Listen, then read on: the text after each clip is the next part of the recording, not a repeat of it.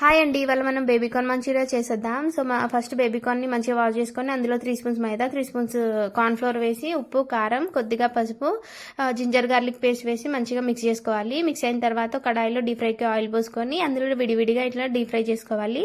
మంచిగా కొంచెం brown colour వచ్చేదాకా డీప్ ఫ్రై చేసుకోవాలి. చేసుకున్న తర్వాత ఒక కడాయిలో కొద్దిగా ఆయిల్ పోసుకొని అందులో సన్నగా కట్ చేసి పెట్టుకున్న పచ్చిమిర్చి, సన్నగా తరుక్కున్న గార్లిక్ వేసి 1 మినిట్ అట్లా ఫ్రై అవ్వాలి. తర్వాత లావుగా కట్ చేసుకున్న క్యాప్సికమ్, ఆనియన్ కూడా వేసి మంచిగా మగ్గనివ్వాలండి.